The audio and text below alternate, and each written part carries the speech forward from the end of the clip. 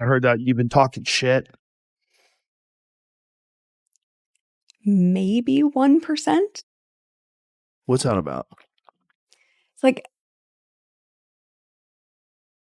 it kind of, And there's video footage of it. I've really tried to distance myself from all of it. And No. Jamie, play it. that man loves me so much.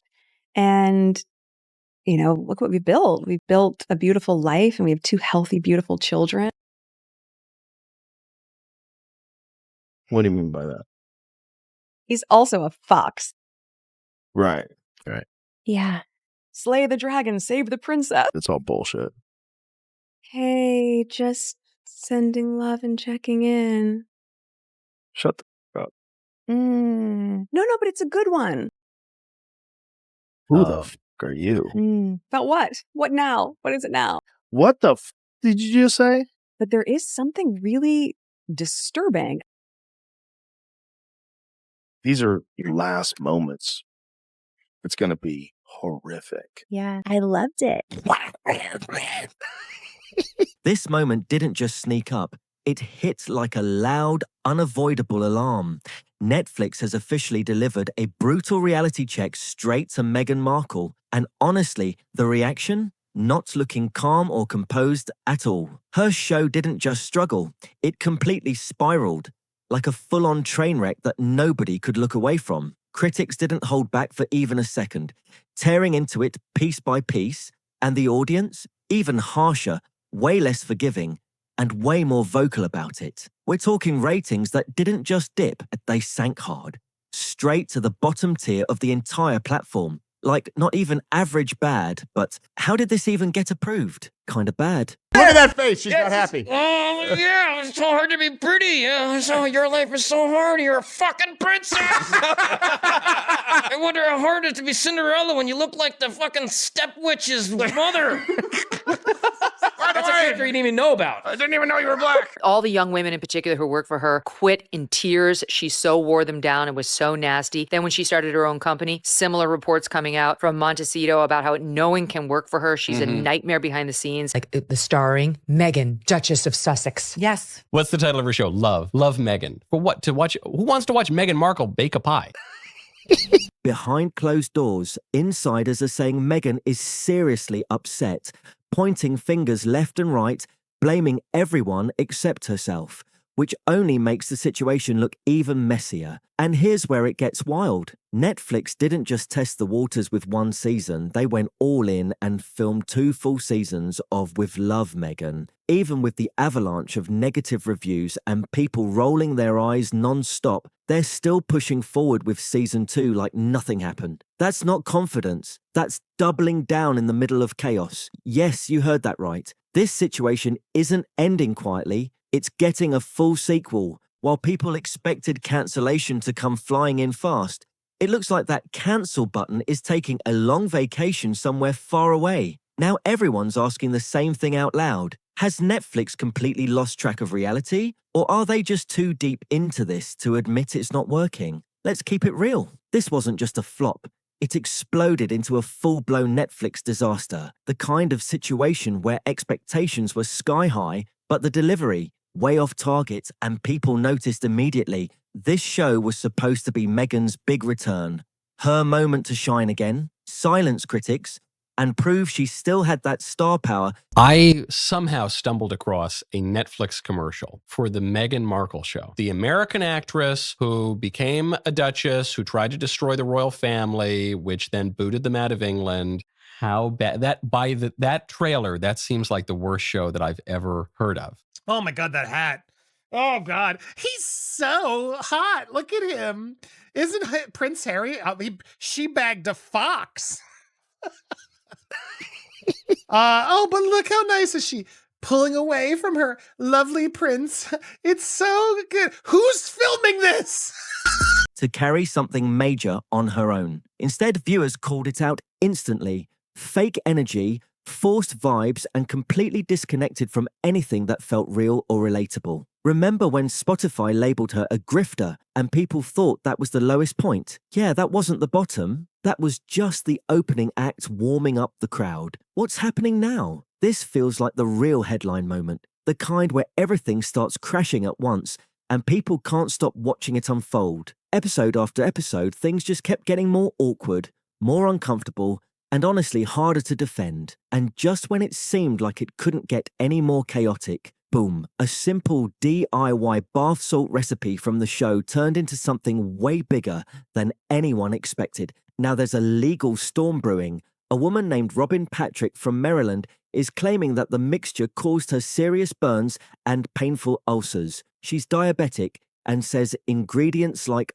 arnica and Himalayan salt made things worse instead of better. Now she's taking legal action, going after Meghan, Netflix and others involved, asking for a massive $10 million in damages. So if anyone thought bad reviews were the lowest point, think again. This situation just took a sharp turn into something way more serious. Hearing Meghan talk about Harry and how much of a fox he is. He's also a fox, if you haven't noticed. My husband's very, very handsome. I mean, have you ever heard somebody have to try so hard to be like, put it out there? I'm not buying it. There's nothing I like about her. Well, she never stops whining. My castle's too small. Yeah. The queen is mean to me. They won't let me call myself Her Royal Highness anymore, but I'm going to put it all over my stationery and on the gifts that I give to my friends. And then comes Meghan's latest public appearances, which somehow added even more fuel to the fire. Now she's showing up on podcasts, getting emotional, tearing up, and at the same time signing gift cards with a royal title she technically no longer holds. That contradiction alone has people raising eyebrows everywhere. Meanwhile, behind the scenes, staff members aren't sticking around. They're leaving one after another, quietly stepping away while the headlines get louder. And behind all the carefully planned moments and emotional interviews, there's a mix of legal issues, public criticism, and whispers about past behavior that just won't fade away. At this point, people aren't holding back anymore. They're saying her most accurate title might actually be Duchess of Drama. And online conversations, they're getting even more intense, with some saying that talk show host Gayle King somehow feels more believable as an astronaut than Meghan does as an authentic public figure. Recently, Meghan sat down with Jamie Kern-Lima, known for building success from scratch and sharing motivational stories. The podcast promised raw truth, real emotion, something deep and personal. But what listeners got, something that felt way more like a carefully staged PR moment than an honest conversation. Instead of sounding natural, it came off rehearsed, overly polished, and not quite matching the emotional tone it was aiming for. And somehow, people are saying she felt even less genuine here. And she also is pretending like she's crying. We zoomed in just to see. There isn't a tear in sight, Dan. Look at this. I invite the viewers to take a close-up look at this. Where's the tear? Oh, I can do that so well. Oh my God, it's crazy. They're like, Meghan, one tear, left eye, go. Give me 3 seconds.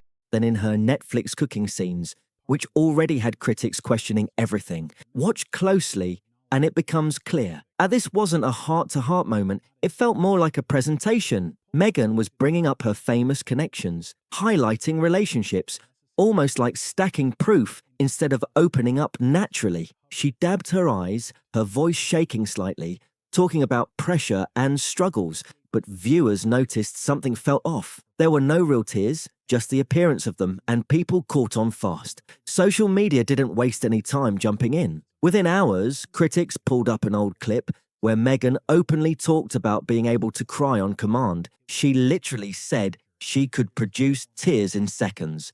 And that clip spread fast, hitting hard. Suddenly, that emotional podcast moment didn't feel real anymore. It felt staged, like a scene from a script instead of a genuine experience. That one resurfaced clip shifted the entire narrative overnight. The damage from that was immediate. What was supposed to look vulnerable now looked calculated, controlled, and carefully performed. And just when things started to calm down, a body language expert stepped in and added even more layers to the situation. Scott Rouse analysed her behaviour and pointed out things viewers didn't notice at first. Rapid blinking, unusual facial expressions, hand movements that didn't quite match her words. According to him, These kinds of signals can show discomfort or even possible dishonesty, and that made people look even closer at the interview. There was one moment in particular when Meghan talked about emotional pain. Her voice cracked slightly, but her face stayed calm, almost too calm, with no visible signs of tension or real struggle. That mismatch stood out immediately. Now people are asking the big question, was that real emotion or just a perfectly practiced performance?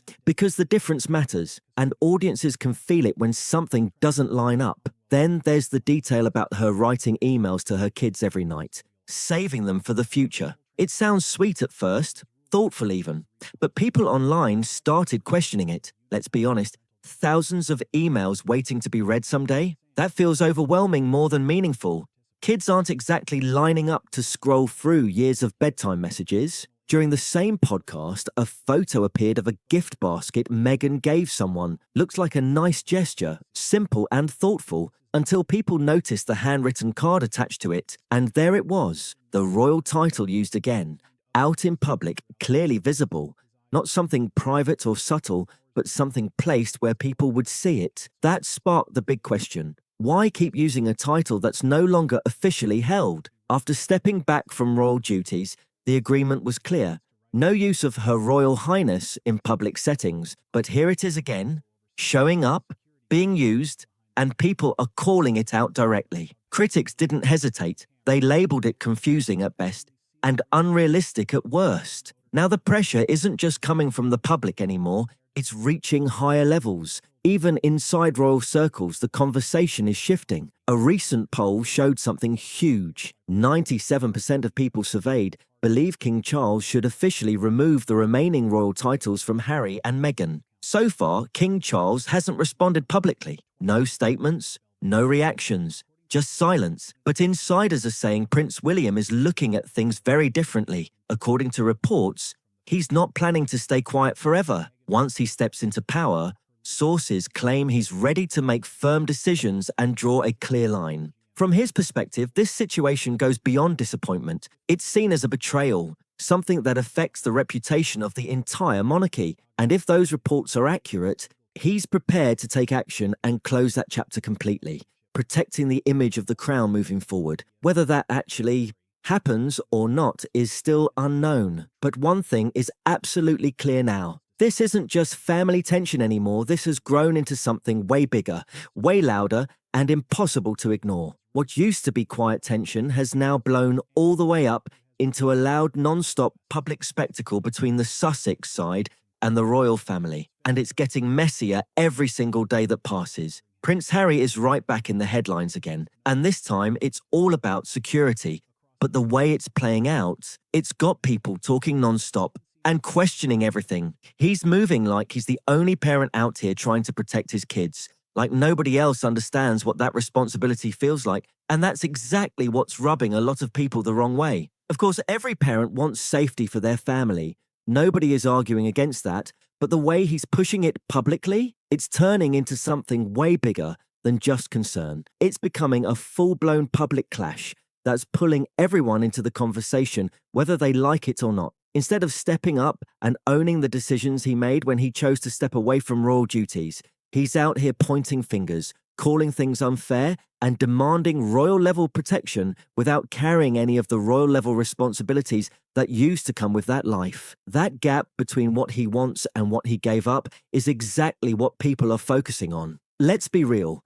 He made a clear choice to leave, to create space, to build something different outside of the system he was born into. But now expecting the same level of benefits, the same level of protection, the same level of treatment, that's where people are saying things just don't add up anymore. The boldness of that expectation isn't subtle at all.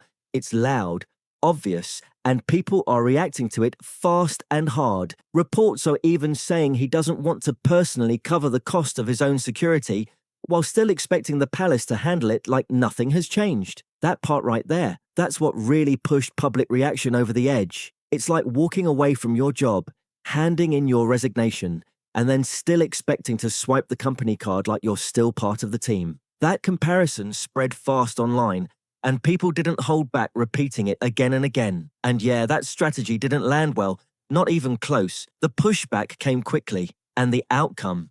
He lost that fight completely. The public reaction wasn't just negative. It was sharp, direct, and honestly ruthless. People weren't just disagreeing quietly.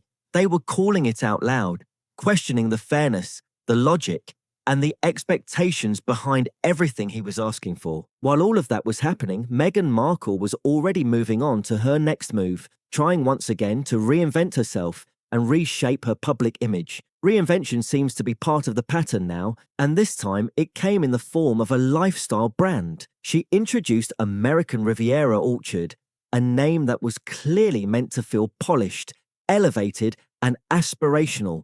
But before it could even fully settle, it quietly shifted and got rebranded into As Ever. That quick change alone had people confused, wondering what was happening behind the scenes and why the switch came so fast. And the rollout, it didn't land the way it was supposed to. It stumbled almost immediately, and people noticed right away. First issue, the name itself. People quickly pointed out that it wasn't as original as it sounded. Several smaller businesses were already using similar names, and they weren't happy about suddenly being overshadowed or mixed up with a much bigger public figure entering the same space. That frustration started building early, even before the brand had a chance to properly grow or establish itself. Then came the logo, and that's when things really started blowing up online, but not in a positive way. The reactions came in fast and they were harsh. People picked it apart, criticized the design, questioned the originality, and turned it into a trending topic for all the wrong reasons. The glossy, curated aesthetic that was supposed to feel premium and high-end. A lot of people weren't buying it at all. Instead, they said it felt forced, overly polished, and honestly a bit desperate. That word kept showing up everywhere, desperate. There was this growing feeling that the whole thing looked like an attempt to grab attention, stay relevant, and pull in income all at once, and people picked up on that energy immediately. Then came the sold out in 30 minutes moment. On the surface, that sounds like a huge success, something worth celebrating. But people didn't just celebrate it, they questioned it almost instantly. It didn't take long for many to realize that the initial product drop may have been extremely limited to begin with. A very small batch, just enough to create urgency and make it look like high demand. Once that idea started spreading, the whole narrative flipped. Instead of looking like overwhelming popularity, it started looking like a calculated move to create hype and drive attention. And while all of this is unfolding in real time, people started digging into the past again, bringing up older rumors and stories that have followed Meghan for years. Even before she became widely known as the Duchess of Sussex, there were already whispers circulating about her early career and the kinds of circles she moved in.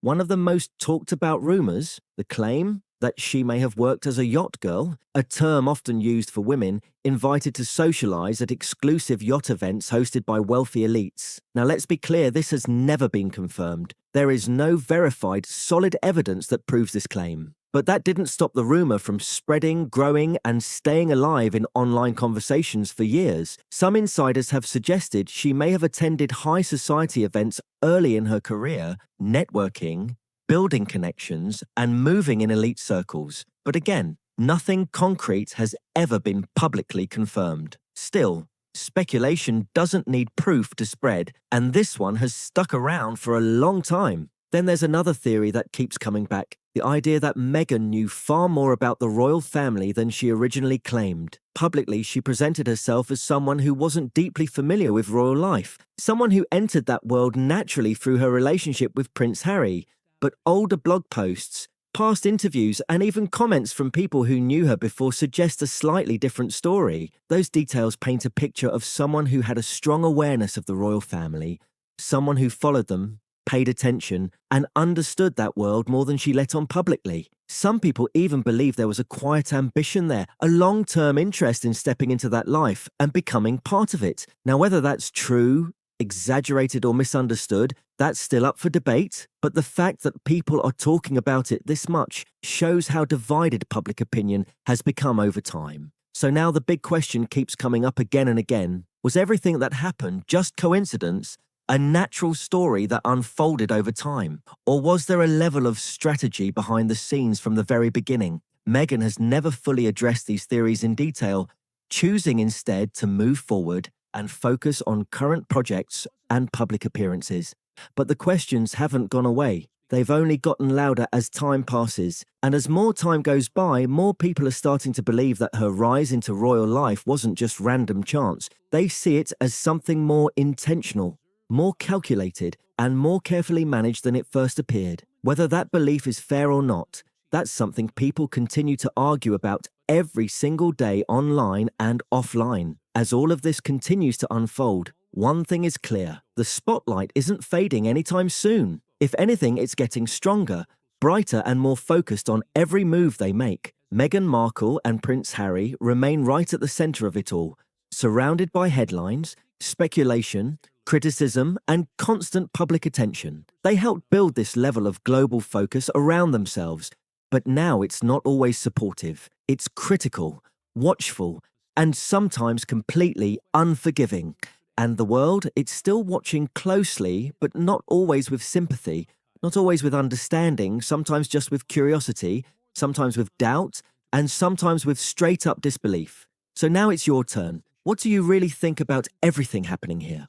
Was this all part of a bigger plan from the start? Or has the public just become too skeptical to even consider her side anymore? Drop your thoughts down in the comments, keep it real, and don't hold back, because this conversation is far from over. If you're into breaking down stories like this, exposing what's really going on behind the headlines and unpacking all the chaos around celebrity life, make sure you hit that like button, comment your take, and subscribe so you don't miss what's coming next on Star Spotlight. We're just getting started, and trust, it only gets bigger from here.